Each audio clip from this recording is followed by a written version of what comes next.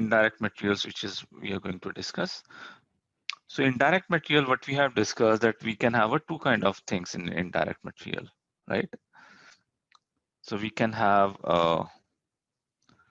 we can do the buying. When we are buying, we can do the buying based on without material code,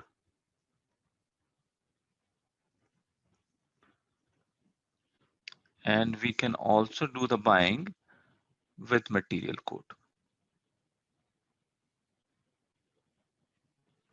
Okay, if your indirect material is a material where you are bringing a stock, okay, you want some stocks to, need to be shown, you want to monitor the stocks, okay, then those indirect materials you need to buy it with material code. The material code creation is mandatory. Otherwise, you will not be able to manage the inventory management. So wherever the inventory management is required, you need to create a material code for them. That's a mandatory. Let's say the example is kind of your spares. Spare parts, you want to make sure always some materials should be maintained in the system, okay, and you should be able to see that what are the stock for the spare parts. The visibility should be there so that if it is going for out of stock, you can quickly order more. So a lot of consumables can also be there, where basically you want to maintain a stock. It would be received at the stores, and then store would be distributing the quantities to the different departments. Those kind of materials, you need to create a material code. Without creating a material code, you will not be able to proceed ahead. There can be some another items. It can be your, that non-regular items. An item which is not having a very high cost. So let's say your A4 papers, stationery items, pen, and all other kind of stationery items, your A4 papers, your printer cartridges. There are a lot of different kind of these kind of admin stuff would be there. Generally, it comes into the admin category,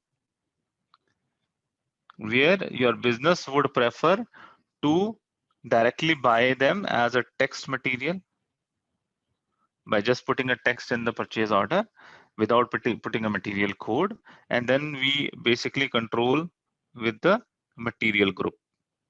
So we also call it as this buying is also called as a material group buying, where the material code would not be there, but you need to enter a material group.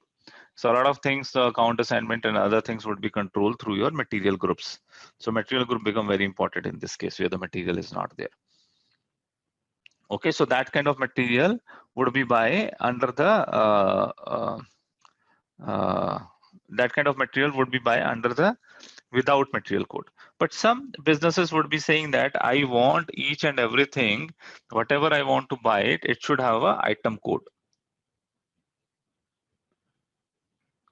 That's also can be the internal principle of the companies, that anything they want to buy, there should be an item code would be there, whether stock would be there, whether value would be there or not, but item code should be there. Okay, so for that SAP has provided some different kind of material types which you can use for buying to create material codes for these paper. That material type can be your non-stock material,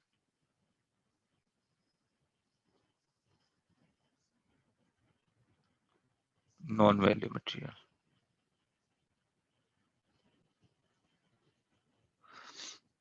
So in the non-stock material, when you will be buying, there will be no inventory.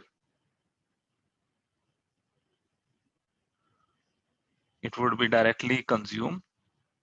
It would charge to the cost center or whatever the account assignment category you have used. It would be directly charged off. Non-value materials would be the materials where you say that the value is not important. I don't want to bring the values in, but I want to see the stock. I want to see that how much of the value it is, but as soon as I buy it, this will also be charged off.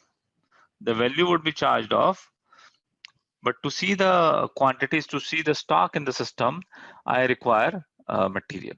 So that's another type of material we can use, and non-valuated material can be created.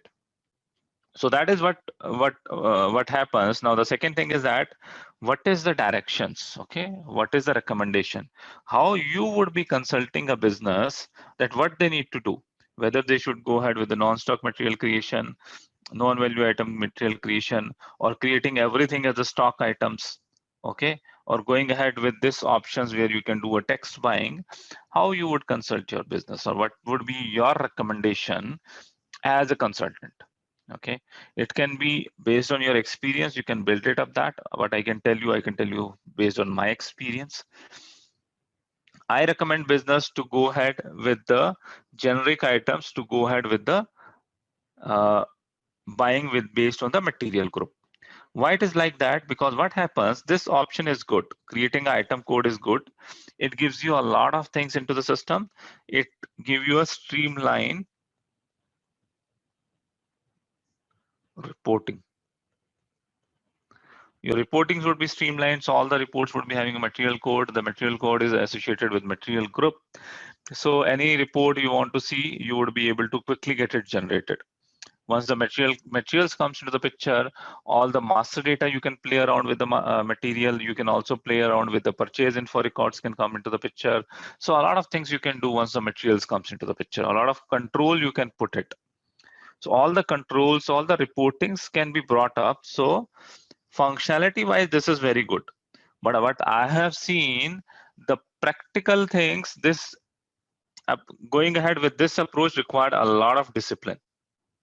Because what is going to happen whenever a new material you need to buy it, you need to go ahead and quickly create an item master for it. Okay, in business terminology, we call it item master or product master. In SAP terminology, we call it as a material master. So you need to quickly go and create a material master for it, right? Now, in some companies, you will not believe, creating a material, punching into the system can take somewhere around 15 days to 30 days, just creating a material. So that process, if that kind of process is there, that you are taking 15 days to 30 days, information will go from one department to another department. They will discuss with each other, they will fill their data, then it will go to some centralized person, and then he will be entering the data into the system. So if that kind of long process is there, then creating an item code for each and every material would be very difficult. Your business can stuck up. If you require a material urgently, it's a small material, it's a small indirect material, you need to buy it urgently, but then your IT is stopping you. Operational procurement business can say, I can quickly buy it. The vendor is there, I know the vendor, I can quickly get the approval and raise the purchase order and get it. But now IT is stopping you. So IT is saying that you first need to create an item master, material master. So that material master creation process should be very quick. You need to complete it within a day or two. That kind of process is there. If you have that kind of master data team, if you have that kind of master data control, then you should suggest your business that, okay, if you want, you can go ahead with each and every material, you can go ahead with the item code creation.